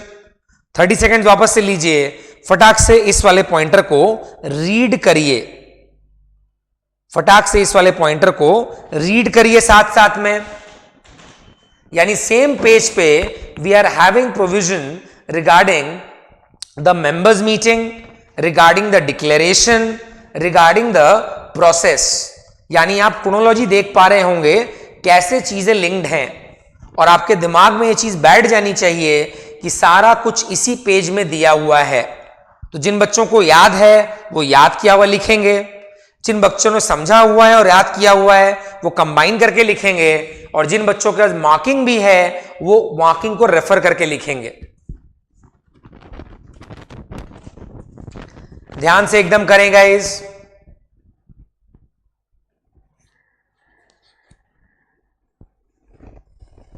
अब यहां पर बात आती है कि सर अगर मीटिंग करवा रहे हैं, अगर मीटिंग करा रहे हैं अप्रूवल के लिए कि भैया हमको एप्लीकेशन करना है, तो सर कोई लिमिट तो होगा, कोई कंडीशन तो होगा कि एटलीस्ट इतने लोगों का कंफर्मेशन चाहिए। डेफिनेटली यस, यहां पर एक कंडीशन है, the members of the CD shall pass a special resolution. देखिएगा एक बार, shall pass a special resolution, or at least 3/4 of the total number of partners of the CD shall pass a resolution approving the filing of an application for initiating PPIRP as required in section 54A(2)(g। यानी यहां पे we are talking about special resolution और 3/4 of total numbers of partners। यानी members के case में क्या बोला, special resolution या फिर 3/4 of the total number of partners of the CD, तभी आपका ये एप्लीकेशन फाइलिंग सक्सेसफुल हो पाएगा। Are you getting it? Members of the corporate debtor, special resolution, and दूसरा पार्ट है 3/4 of the total number of partners. अब आते हैं नीचे, base resolution plan in conformity the requirement in section 54K। खाली marking है और कुछ नहीं करना। यहां पर देखिए talking about again 66% filing approval form P। तो यानी जो फॉर्म के नाम हैं उसे याद करने मत चला जाना, बिकॉज काफी सारे नाम हैं। आप लोग बस ध्यान रखिए कि इस चैप्टर में अगर PPIRP की बात हो रही है, इस पर्टिकुलर पेज को हमें अच्छा खासा तवज्जो देना है। यानी मार्किंग जो हमने आपको दे दी है उसके बाद चीजों को स्पॉट करना एंड देखकर समझना on the basis of class discussion will not be difficult. यहां तक अपने क्लियर हैं, सॉर्टेड हैं एकदम। आइए नीचे, अब आएंगे एप्लीकेशन फॉर इनिशिएशन में। यहां पर ये पॉइंटर पे ध्यान दीजिए, the applicant shall file the application in form 1 in electronic form before the A for initiating the PPIRP. यानी अगर आप एप्लीकेशन फॉर पीपीआईआरपी की बात कर रहे हैं तो उसका फाइलिंग होता है फॉर्म 1 में, उसका फाइलिंग होता है फॉर्म 1 में। अब क्वेश्चन पूछ लिया कि सर एप्लीकेशन के साथ क्या क्या जमा करना पड़ेगा, एप्लीकेशन के साथ क्या क्या जमा करना पड़ेगा, देखो उसके नीचे लिस्ट दिया है, तो क्या सर इसको याद कर लें? अरे बुद्धू, तुमको ऑलरेडी पता है डॉक्यूमेंट में है, तो इसको रटने क्यों जाओगे? खाली याद रखना है फॉर्म 1 में एप्लीकेशन करना पड़ता है, फॉर्म 1 में एप्लीकेशन करना पड़ता है, और बाकी तो यहां से अपने चॉइस के हिसाब से अगर जितना बोलेगा डॉक्यूमेंट का नाम अपने कर लेंगे। और यहां पे एक कॉमन वाला बताया था ना कि जब भी आप एप्लीकेशन देते हैं, जब भी आप एप्लीकेशन देते हैं आपको एविडेंस देना पड़ेगा कि भैया आप एमएसएमई हैं, Udyam registration certificate, investment in plant and machinery. याद आया? एकदम परफेक्ट। फटाफट एक बार point number 2 and point number 3 को रीड करें, एकदम फास्ट वाला रीडिंग, ध्यान से एकदम फास्ट वाला रीडिंग करें। 1 मिनट का समय है आपके पास, जस्ट एक बार रीड कर लें गाइस, टाइम इन्वेस्ट करें, रीड करें।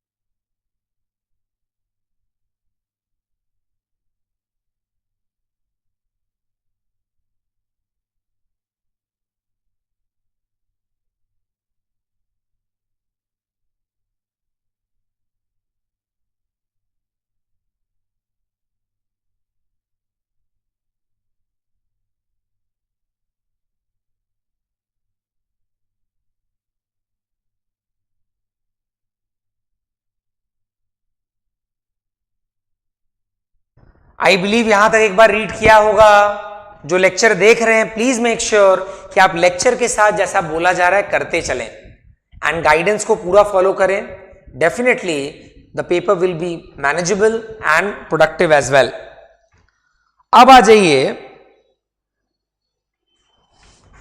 एप्लीकेशन फीस है 15,000, एप्लीकेशन फीस है 15,000। एंड अब आएंगे टाइम लिमिट के ऊपर, यानी 15,000 is the application fees. Form का नाम है फॉर्म 1। अगर आप पीपीआईआरपी में अप्लाई कर रहे हैं 15,000 इज द एप्लीकेशन फीस और फॉर्म का नाम है फॉर्म 1। देखिए पॉइंट नंबर 5 में क्या कहता है, with in 14 days of the receipt of the application the adjudicating authority shall admit the application if the application is complete or reject the same if incomplete. However, before rejecting the application, the adjudicating authority shall provide a period of 7 days to the applicant for rectifying the defects if any in the application. सबसे पहले बात समझिएगा कि आपको जानना है कि sir application के डेट से 14 दिन के अंदर, एप्लीकेशन के डेट से 14 दिन के अंदर एडजुकेटिंग अथॉरिटी को एप्लीकेशन को एडमिट करना है। सो अगर आपसे पूछता है what is the time limit, 14 days. वहीं पे अगर अपने बात करें कि सर मान लीजिए किसी का एप्लीकेशन डिफेक्टिव है या इनकम्प्लीट है, तो उसको स्ट्रेट अवे रिजेक्ट कर देगा क्या? स्ट्रेट अवे रिजेक्ट नहीं कर सकता। आपको 7 दिन का टाइम देना पड़ेगा उस आदमी को या उस एमएसएमई को बेटर टू से, ताकि वो रेक्टिफाई कर पाए, अपनी गलतियों को सुधार पाए। So again a very important case study on this, जो आपको एग्जाम में पूछा जा सकता है कि कहेगा कि एक एमएसएमई ने अप्लाई किया है फॉर पीपीआईआरपी और एप्लीकेशन डेट है ये, और अभी तक एडजुकेटिंग अथॉरिटी ने उसको एडमिट नहीं किया है। एमएसएमई इज अग्रीव्ड, परेशान है, क्या करना चाहिए? तब आप यहां पे प्रोविजन को कोट करेंगे कि भैया देखिए, अगर एप्लीकेशन डेट से 14 दिन तक अप्रूव नहीं होता, एडमिट नहीं होता, तो भैया एडजुडिकेटिंग अथॉरिटी की गलती है। उसी में एक और पॉइंट है कि मान लीजिए एप्लीकेशन करते वक्त इनकम्प्लीट डिटेल्स है, डिफेक्टिव डिटेल्स है, इन दैट केस क्या करेंगे, स्ट्रेट अवे एडजुडिकेटिंग अथॉरिटी उसको कैंसिल नहीं कर सकता, रिजेक्ट नहीं कर सकता, उसको 7 दिन का टाइम देना पड़ेगा ताकि सामने वाला उसमें रेक्टिफिकेशन कर दे। And this is point number 5। आइए नीचे, पोस्ट इनिशिएशन में सबसे इंपॉर्टेंट टाइम कि 120 दिन फ्रॉम द कमेंसमेंट डेट आपको प्रोसेस खत्म करना है। 120 दिन फ्रॉम द कमेंसमेंट डेट आपको प्रोसेस को खत्म करना है। 120 दिन फ्रॉम द कमेंसमेंट डेट आपको प्रोसेस को खत्म करना है। यह बात को हमेशा याद रखिएगा। 120 दिन इज द टाइम लिमिट कि जिस दिन आपका एस्टैब्लिश हुआ, कमेंसमेंट डेट चालू हुआ, उस डेट से 120 दिन के अंदर it has to come to an end. Is that clear? आइए नीचे, अब यहां पर आइए अप्रूवल ऑफ रेजोल्यूशन प्लान में। पर अप्रूवल ऑफ रेजोल्यूशन प्लान में आने के पहले ये point number 2 and point number 3 को एक बार रीड करें। इस लेक्चर की स्टार्टिंग में मैंने overall concept of PPI RP already आपको समझाया है, आपको फील दिया है, और यहां पर आप देखेंगे वही चीजों का मोटा मोटी रिपीटेशन आ रहा है। तो यहां पे आप खुद जो रीडिंग करेंगे वो ज्यादा इफेक्टिव लगेगा। लीजिए 1 मिनट का समय और पॉइंट नंबर 2 एंड 3 एक बार रीड कर लें। चलिए 6 तक रीड कर लीजिए। पॉइंट नंबर 2, 3, 4, 5, 6 को रीड करें। खाली फॉर्म नंबर में चेंज आया होगा, the basic concept and outline remains the same.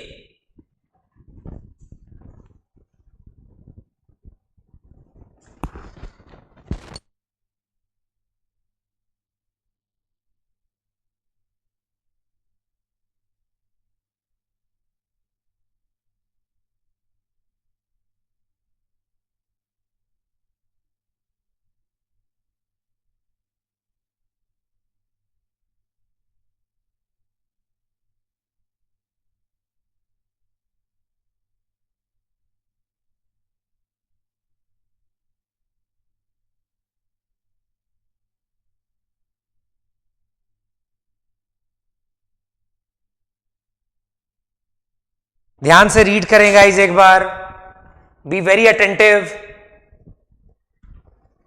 Few seconds to गो।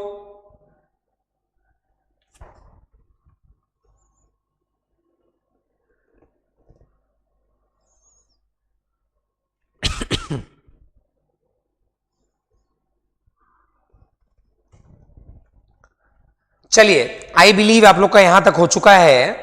अब आइए अप्रूवल ऑफ रेजोल्यूशन प्लान पे। अब यहां पे देखिए पहला पॉइंट क्या कहता है, if BRP that is base resolution plan does not impair claims owed to operational creditors, COC may approve it for submission to the A। यानी अगर आपका बेस रेजोल्यूशन प्लान आपके ड्यूज को इंपेयर नहीं करता तो कमिटी ऑफ क्रेडिटर्स उसे approve कर सकते हैं। पहला पॉइंटर देखिए, यानी अगर आपसे कहा जाए क्वेश्चन में कि जो बेस रेजोल्यूशन प्लान है actually impairs the debt dues towards the creditors, then should COC passes or approves it? The answer will be no। अगर आपका बेस रेजोल्यूशन प्लान आपके ड्यूज को इंपेयर करता है, in that case approving the same is not allowed. आइए point number 2 में, if the COC does not approve the BRP और the BRP impairs the claim of OC, the RP shall invite prospective resolution applicants to submit resolution plan to compete with the BRP। यानी ध्यान दीजिएगा, here we have two scenarios। Scenario number 1, जो आपने base resolution plan दिया है वो impair नहीं करता है ऑफ द डेट्स या फिर the debt dues towards the creditors, तो भैया उसको अप्रूव किया जा सकता है। बाई चांस जो बीआरपी है इनकम्प्लीट है, not up to the mark है, या इंपेयर्स करता है ड्यूज को, तो भैया उसको अप्रूव किया नहीं जाएगा। अगर मान लो बीआरपी को अप्रूव नहीं किया जाएगा तब क्या ऑप्शन है, तब हमें कहना पड़ेगा उन एप्लीकेंट्स को कि भैया सुनो, रेजोल्यूशन प्लान सबमिट करो ताकि वो बीआरपी से कंपीट कर पाए। यानी BRP is no more an option, वो इंपेयर कर रहा है, डिफेक्टिव है, गलती है, वो नहीं चलेगा। आप रेजोल्यूशन प्लान को सबमिट करें। he shall publish brief particulars of the invitation for resolution plans in P11 not later than 21 days from the PRP commencement date in regulation with 43। यानी टाइमलाइंस पे ध्यान दीजिएगा, यहां पर 21 डेज के बारे में बता रहा है। अब लोग बोलेंगे सर इतना टाइमलाइन कैसे याद रहेगा, तो आपके लिए गुड न्यूज है, यहां पर देखिए डायग्राम दिया हुआ है टाइमलाइंस का। सो एग्जाम में आपको बार बार सेंटेंसेस रेफर नहीं करना पड़ेगा, आप इन डायग्राम्स के बेसिस पे ही ओवरऑल चीजों को कर लेंगे। Is that clear? ये आपके लिंक में भी दिया हुआ था, जहां से हमने एक्सट्रैक्ट किया है उसे एक डॉक्यूमेंट में डाल दिया गया है ताकि आपकी लाइफ और इजी हो जाए। आइए ऊपर की तरफ। अब आता है point number 3। The invitation for resolution plan shall detail each step in the process and the manner and purpose of interaction between the RP and resolution applicant along with so and so। तो यहां पे देखिए ultimately point number 3 में details के बारे में बात कर रहा है कि आप जो रेजोल्यूशन प्लान सबमिट करेंगे, जब बीआरपी काम का नहीं रहा, गलतियां हैं उसमें या वह एक्सेप्टेबल नहीं है, तो आपको रेजोल्यूशन प्लान जमा करना है। तो रेजोल्यूशन प्लान का कंटेंट क्या होगा, पर्टिकुलर्स क्या होगा, वो पॉइंट नंबर 3 में दिया है। वो पॉइंट नंबर 3 में दिया हुआ है, एक बार रीड करो, टेक 30 सेकेंड्स, फटाफट रीड करें। जाहिर सी बात है, आप ऑलरेडी जानते हैं कि इवैल्यूएशन किस बेसिस पे हुआ, टिकट साइज क्या है, क्या सिनेरियो है, व्हाट इज द अमाउंट, कौन कौन क्रेडिटर्स हैं, क्या क्या बैकअप चीजें हैं, वगैरह वगैरह। रीड करें गाइस पॉइंट नंबर 3, ध्यान दें।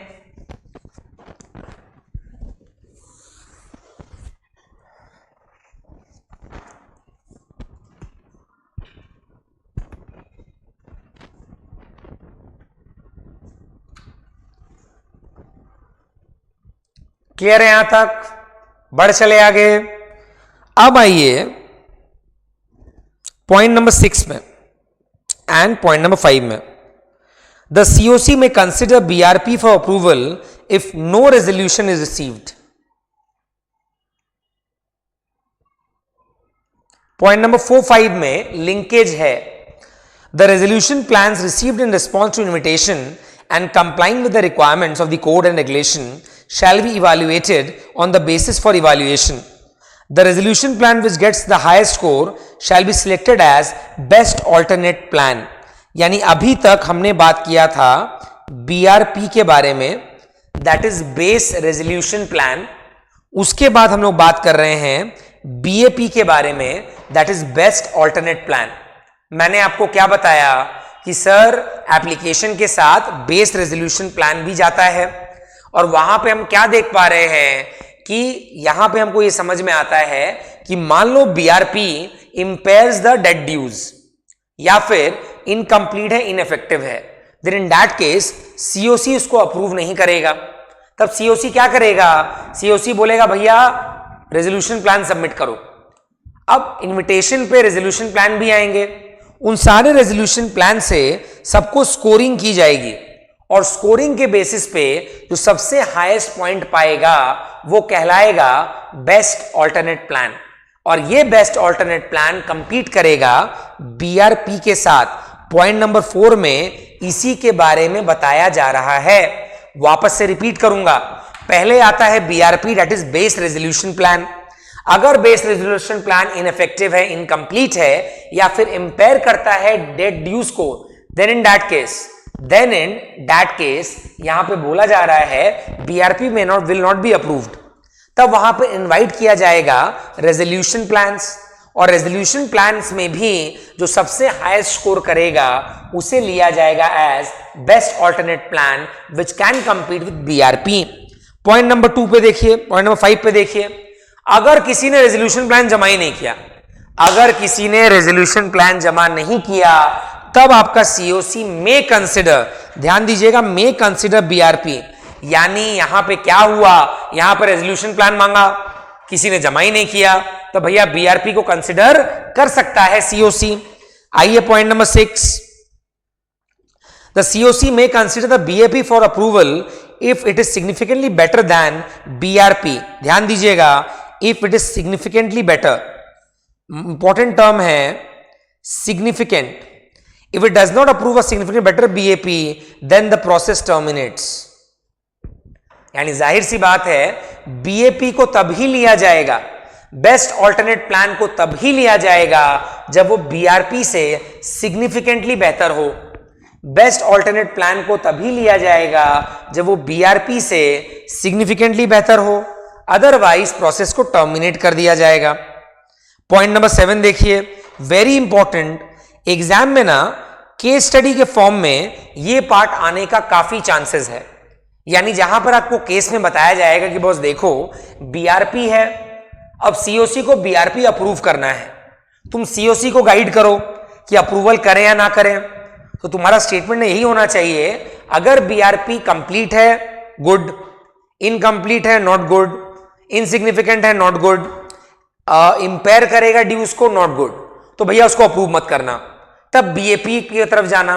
बीएपी का मतलब बेस्ट ऑल्टरनेट प्लान। उसमें क्या करना है, जिसने एप्लीकेशन डाला है उनको बोलेंगे भैया रेजोल्यूशन प्लान सबमिट करो, और जो रेजोल्यूशन प्लान सबमिट होगा उनका स्कोरिंग करना, जिसको सबसे हाईएस्ट स्कोर मिलेगा वो कहलाएगा बेस्ट ऑल्टरनेट प्लान। और अगर best alternate plan significantly better है, अगर best alternate plan significantly better है देन बीआरपी, तो भैया अप्रूव कर लेना, बीआरपी को हटा देना। और अगर सिग्निफिकेंटली बेटर नहीं है then in that case process को टर्मिनेट कर देना, बीएपी वाला। पॉइंट नंबर 7 देखो, if the BAP is not significantly better than BRP, the RP shall disclose the scores of the BAP and BRP to submitters of this plan and invite them to improve their plans in accordance with regulation 48। यानी क्या कहता है कि मान लो BAP जो आया BRP से better नहीं है, तो RP क्या करेगा, RP तो फंस गया। अरे भाई, अगर BRP यानी बेस रेजोल्यूशन प्लान ड्यूज को इंपेयर कर देगा तो वो तो एक्सेप्ट हम नहीं कर सकते हैं ना। अगर मैंने उसको एक्सेप्ट कर लिया उसी तरीके से तो भैया ड्यूज खराब हो जाएंगे। और यहां पर बीएपी अच्छा आया ही नहीं है, it is not significantly better than BRP, तब हम क्या करें एज एन आरपी, तो भैया हमारे पास एक ही उपाय है। आरपी क्या करेगा, बताएगा देखो ये बीएपी का स्कोर है, ये बीआरपी का स्कोर है, ये बीएपी का स्कोर है, ये बीआरपी का स्कोर है, हे एप्लीकेंट एंड बाकी लोग आइए और इसको रेक्टिफाई करिए ताकि ये बेहतर बन पाए। यानी अगर आप ये सोच रहे हैं सर बीएपी तो अच्छा नहीं हुआ तो बीआरपी ले लेते हैं, पर दूसरी तरफ तो ये भी मैंने कहा कि बीआरपी अगर इंपेयर कर रहा है ड्यूज को तभी ना बीएपी की तरफ जा रहे हैं। अगर लास्ट में तुमको इंपेयर करवाना ही था ड्यूज को तो बीएपी की तरफ गए ही क्यों। तो कुछ ना कुछ तो एक्स्ट्रा दिमाग लगाना पड़ेगा ना बच्चा। तो आरपी ने क्या किया, आरपी ने बोला भैया देखो ये बीएपी है, बीआरपी का स्कोर्स है, दोनों को मिलाओ, इंप्रूवमेंट करो। आओ पॉइंट नंबर आई में, the process of improvement shall continue till either of the submitters fail to use the option within the specified time। यानी ये तब तक चलेगा जब तक आपका ऑप्शन स्पेसिफाइड टाइम में खत्म नहीं होता। The resolution plan having higher score on completion of the process of improvement shall be considered by COC for approval. If the COC does not approve it, the process terminates। यानी ये जो pointer है 5, 6, 7 और ये 8 होना चाहिए, right. ये चारों pointers are very important where we are talking about BRP based resolution plan and BAP that is best alternate plan. मैं लास्ट टाइम रिपीट करूंगा, अगर बीआरपी इंपेयर कर रहा है, इनकम्प्लीट है, इनइफेक्टिव है, तो उसको सीओसी अप्रूव नहीं करेगा। तब क्या होगा, इनवाइट करेंगे रेजोल्यूशन प्लान्स के लिए। अगर रेजोल्यूशन प्लान आएगा तो भैया सारा रेजोल्यूशन प्लान को स्कोरिंग करेंगे और जो सबसे हाईएस्ट पॉइंट पाएगा प्लान उसको हम लोग बेस्ट ऑल्टरनेट प्लान मानेंगे। यहां पे हमें चेक करना पड़ेगा कि जो हमने बेस्ट ऑल्टरनेट प्लान माना है क्या वो सिग्निफिकेंटली इफेक्टिव है देन बीआरपी।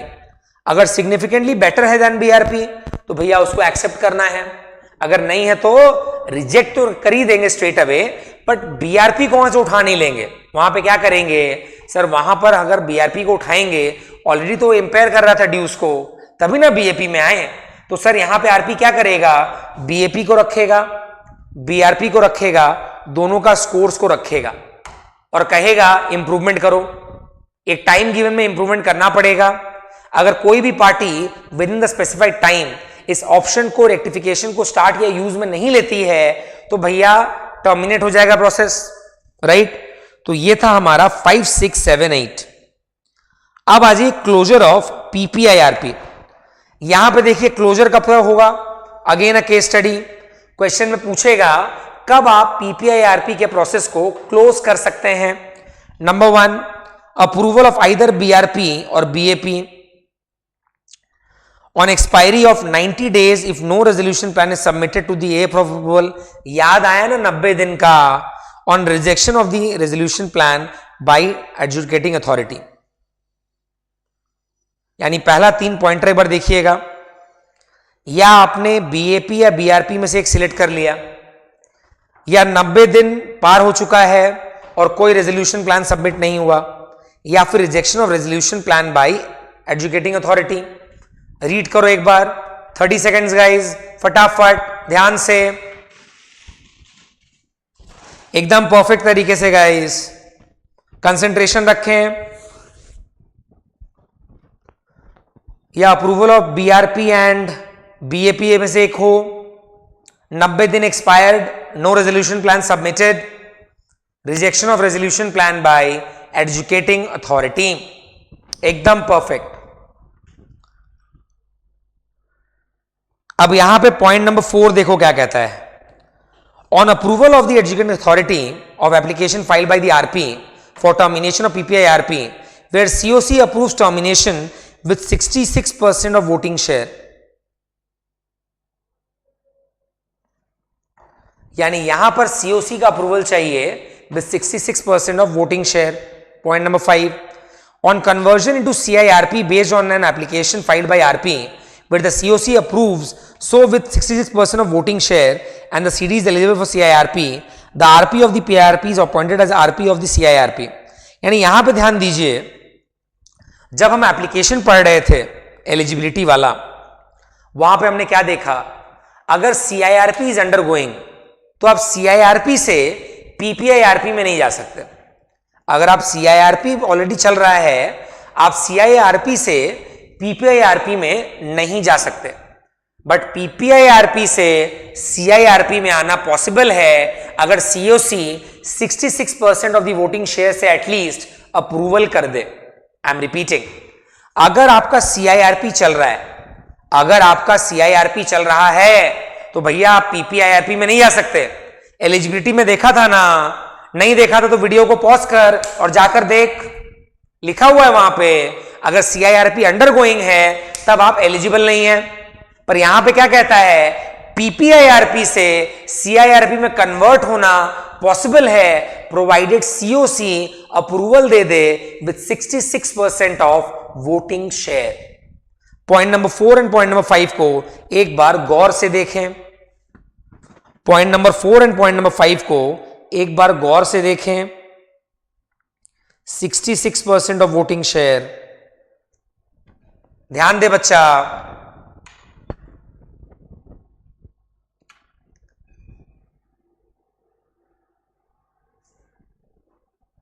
यानी सीआईआरपी से पीपीआईआरपी में एलिजिबिलिटी नहीं है, पीपीआईआरपी से सीआईआरपी में एलिजिबिलिटी है, provided 66% of voting share at least मिले सीओसी के द्वारा। Coming to the last pointer of 6, on an order of termination in case neither road resolution plan is approved by COC or the resolution plan approved by COC does not result in change in management where the adjudicating authority has vested the management of CD with RP under section 54J। यानी ये भी part हमारा done and dusted. ये part आपके लिए important रहेगा जहां पर पीपीआईआरपी से सीआईआरपी में कन्वर्जन पॉसिबल है। अब इस नोट में देखो, यहां डायग्राम दिया हुआ है। प्रोविजन सारा पढ़ने के बाद, सारा डिटेल्स देखने के बाद reference becomes very easy, right. तो diagram and reference becomes very easy. So कहीं पर भी कभी भी एग्जाम के दौरान या एग्जाम के पहले प्रिपेयर करते वक्त अगर आप डॉक्यूमेंट रीड कर रहे हैं तो मार्किंग तो ऑलरेडी मैंने दिया हुआ है, जो एक्स्ट्रा मार्किंग थी लेक्चर के साथ दिया। सारे portions important, less important, less important, वो भी करा दिया, डिस्कस कर लिया। आई बिलीव बेसिक मॉडल दिमाग में बैठ गया है। अब आते हैं इसके अगले अमेंडमेंट की तरफ जो आया है लेसन 3 में of corporate insolvency resolution process. आइए देखते हैं लेसन 3 में क्या अमेंडमेंट है। Insolvency and bankruptcy board of India insolvency resolution process for corporate person amendment regulation 2021। यहां पे देखो क्या कहता है, a creditor shall update its claim as and when the claim is satisfied partly or fully from any source in any manner after the insolvency commencement date। यानी जब आपका insolvency commencement date हो जाता है, आपको कहीं से कुछ भी पैसा मिलता है, पूरा मिलता है, थोड़ा मिलता है, तो कॉमन सेंस वाला बात है क्रेडिटर को क्लेम को अपडेट करना पड़ेगा। यानी here we are talking about timely updation of the amount dues from the end of creditor. यानी जिस डेट पे आपका इंसॉल्वेंसी कमेंसमेंट हो गया, उस डेट से कोई भी तरह का पेमेंट आपको मिलता है, कुछ भी तरफ आपके तरफ आता है, इट्स वेरी इंपॉर्टेंट कि आप उसको अपडेट करें। आइए देखिए, the IRP RP shall file form CRP 7 within 3 days of the due date where any of the following activities is not completed. यानी ध्यान दीजिएगा, important, again a good question for case study. यानी we are talking about CIRP 7 के बारे में within 3 days of the due date. और कब होगा यार फाइलिंग? जब public announcement is not made, appointment of RP is not made, information memorandum is not issued,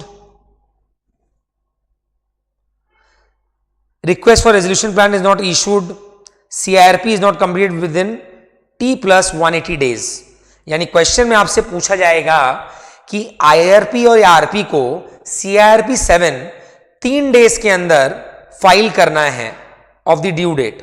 ध्यान देना, within 3 days of due date. सवाल ये आता है, what are the criteria and conditions to be fulfilled in order to file CIRP 7 within 3 days of the due date. I am repeating, गौर से सुनो बच्चा, CIRP 7 within 3 days of the due date, CIRP 7 within 3 days of the due date. तो यहां पे दिए हुए 5 reason. Number 1, अगर आपने पब्लिक अनाउंसमेंट नहीं किया है। नंबर 2, अपॉइंटमेंट ऑफ RP नहीं किया गया है within T+30 days, information memorandum नहीं फाइल किया है, that is within 51 days from date of public announcement, and request for registration plan is not issued within 51 days from date of issue of IM, CIRP is not completed by T+180 days। मेरा पहला सवाल, क्या ये pointers याद करने हैं? बिल्कुल भी नहीं सर, अमेंडमेंट वाला है। क्वेश्चन अगर आएगा तो कॉर्पोरेट पर्सन पे आएगा और कहा जाएगा कि पब्लिक अनाउंसमेंट T+3 days में नहीं हुआ, देन आपका अपॉइंटमेंट ऑफ RP T+30 में नहीं हुआ, इंफॉर्मेशन मेमोरेंडम फाइल नहीं हुआ, या मान लीजिए CIRP कंप्लीट नहीं हुआ T+180 days में, रेजोल्यूशन प्लान इशू नहीं हुआ post issue of IM, that is information memorandum, जो ऊपर वाला पॉइंटर है जो आप देख पा रहे हैं। तब इन 5 सिचुएशन में हमें क्या करना है? आप सीधा देखेंगे CIRP 7 within 3 days of the due date file करना है। तो यानी दिमाग में बैठा रहना चाहिए कि अगर पब्लिक अनाउंसमेंट की बात है, डिले हुआ है, फाइलिंग नहीं हुआ है, अपॉइंटमेंट ऑफ RP की बात है, नहीं हुआ है, इंफॉर्मेशन मेमोरेंडम की बात है, नहीं हुआ है, राइट, CIRP कंप्लीट नहीं हुआ है विद इन T+180 days, तब हम लोग को CIRP 7 within 3 days of due date file करना है। और ये particular heading is very important from the examination point of view, very very important. आपको सवाल डेफिनेटली पूछा जा सकता है एग्जाम में, जहां पर कहेगा कि एक क्रेडिटर टाइम पे अपना क्लेम को अपडेट नहीं करता, क्या ये सही है या गलत? द राइट आंसर इज ये गलत है, उसे टाइम पे अपडेट करना पड़ेगा, चाहे पूरा पेमेंट आए, पार्ट पेमेंट आए, थोड़ा सा आए, इतू सा आए, बहुत ज्यादा है। Updation is important. Number 2, we talked about CIRP 7 within 3 days of the due date filing करना पड़ता है। 5 सिचुएशन दिए हुए थे। एक था पब्लिक अनाउंसमेंट T+3 days का अगर मिस हुआ, फिर अपॉइंटमेंट ऑफ RP के बारे में बोला गया, फिर इंफॉर्मेशन मेमोरेंडम के बारे में बोला गया, फिर आपका यहाँ पे request for resolution plan is not issued, जब आप after post issue of IM that is information memorandum with in 51 days, और लास्ट पॉइंट था CIRP कंप्लीट नहीं हुआ है आफ्टर T+180 डेज, तब आपको CIRP 7 फाइल करना पड़ता है। अब लास्ट अपडेट है लेसन 24 में। यहां पे आप देखिए इट टॉक्स अबाउट कि liquidated to file the list of stake holders as modified from time to time on the website of the board. Mark कर लीजिए, on the website of the board list of stake holders, यानी जैसे आपने corporate person में पढ़ा कि अपने claim को अपडेट करना है, वैसे ही लिक्विडेटर को भी वेबसाइट ऑफ द बोर्ड में वहां पर आपको updated list of stake holders डालने पड़ेंगे फ्रॉम टाइम टू टाइम। ये रोल किसका है? ये रोल लिक्विडेटर का है, जो सेक्शन जो चैप्टर 24 में आया है। यहां पर डिसकंटिन्यू क्या किया गया है? Announcement in the newspaper. ध्यान दीजिएगा, अनाउंसमेंट इन द न्यूज़पेपर को डिसकंटिन्यू किया गया है। जो अनाउंसमेंट हम न्यूज़पेपर में करते थे regarding the stake holders list, उसको डिसकंटिन्यू किया गया है। यहां पे सिंपली बोला गया है लिक्विडेटर, तुम टाइम टाइम पे स्टेक होल्डर का लिस्ट को वेबसाइट ऑफ द बोर्ड में अपलोड करो, अपडेट करो। यानी लिक्विडेटर का काम है स्टेक होल्डर लिस्ट को अपडेट करेगा, कहां पे? Website of the board. Sir public announcement in the newspaper करना है क्या? अब उसको नहीं करना पड़ेगा।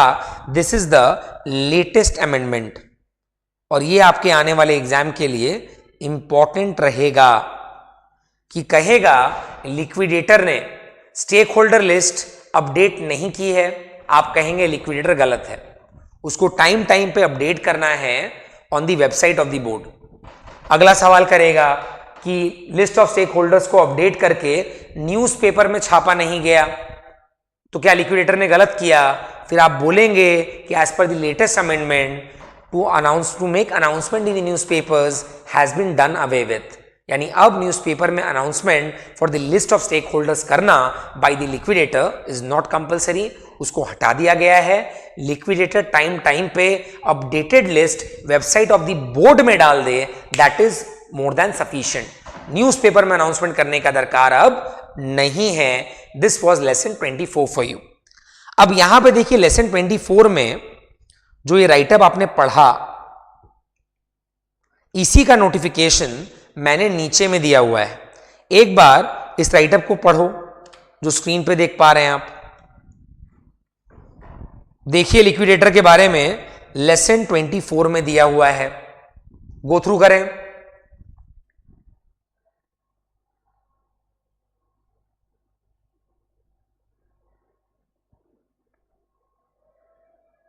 यानी list of stake holders liquidator website of the board में डालेगा टाइम टाइम पे। अनाउंसमेंट इन द न्यूज़पेपर्स को अभी के लिए हटा दिया गया है, और उसके बाद इसी का नोटिफिकेशन नीचे में दिया हुआ था जो मैंने यहां पे डाल दिया है। सो जो बच्चे चाहें इन नोटिफिकेशन को एक बार गो थ्रू कर सकते हैं। तो इसी के साथ इंस्टीट्यूट ने जो सप्लीमेंट दिया था, अमेंडमेंट्स के बारे में कहा था, जो इलेक्टिव पेपर ऑफ IBC में एप्लीकेबल रहेगा, वो हमने कर लिया है कंप्लीट। मेरा पहला रिक्वेस्ट रहेगा बच्चों से, ये जो डॉक्यूमेंट आपको वीडियो के डिस्क्रिप्शन में मिलेगा उसे ज़रूर ले जाएं, बिकॉज में काफ़ी सारी चीज़ें मैंने इंक्लूड की है। जैसा कि एग्जाम्पल है कि राइटअप तो है ही, साथ में नोटिफिकेशन भी मैंने डाल दिया है। तो आप समझ पा रहे होंगे पूरा कंप्लीट कवरेज हो जाता है इस डॉक्यूमेंट से। आप चाहें तो जो सप्लीमेंट इंस्टीट्यूट ने दिया था वो तो डेफिनेटली ले जा सकते हैं, कोई दिक्कत नहीं है, पर ये डॉक्यूमेंट को ज़रूर अपने साथ ले जाएं। नंबर 2, क्या क्या चीज़ें एग्जाम में लेके जानी है फॉर IBC। रेगुलर क्लासेस में मैंने ऑलरेडी इसके बारे में हमारे बच्चों को बता दिया था, बट सिंस ये YouTube में अपलोड हुआ है तो मैं बाकी बच्चों को भी इसके बारे में बता दूं। इंस्टीट्यूट का जो इलेक्टिव सब्जेक्ट का IBC मैट है, that is very very very important. Past experience हमेशा कहता है कि इंस्टीट्यूट के मैट से क्वेश्चन मैक्सिमम पूछा जाएगा एटलीस्ट 50 से 60 नंबर का, 70 भी हो सकता है, बट 50 to 60 मार्क्स का क्वेश्चन डेफिनेटली पूछा जाएगा। तो इंस्टीट्यूट का मैट जरूर ले जाएं, नंबर 1। नंबर 2, ये जो सप्लीमेंट है इसे जरूर ले जाएं। नंबर 3, MDCS यानी मल्टी डिसिप्लिनरी केस स्टडी में जो इंसॉल्वेंसी का चैप्टर है, वहां पे जो केस स्टडीज हैं, दोज आर वेरी इंपॉर्टेंट।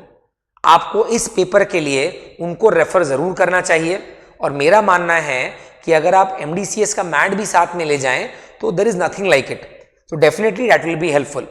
उसके अलावा मैंने 3 चीज़ें तो ऑलरेडी आपको बता दी, इंस्टीट्यूट का mat, number 2 supplement, number 3 MDCS का मैट, ड्राफ्टिंग का मैट ले जाएं, बिकॉज ऐसा हो सकता है आपको कोई ड्राफ्टिंग दे दी जाए 10 से 15 नंबर की, एंड अगर आपका ड्राफ्टिंग का मैट रहेगा तो रेफर करके बनाने में आसानी होगी, बिकॉज ओपन बुक एग्जाम में आप जितना टेक्निकल वर्ड का इस्तेमाल करेंगे, जितना प्रॉपर कंस्ट्रक्शन करेंगे, उतना ज्यादा स्कोर कर पाएंगे।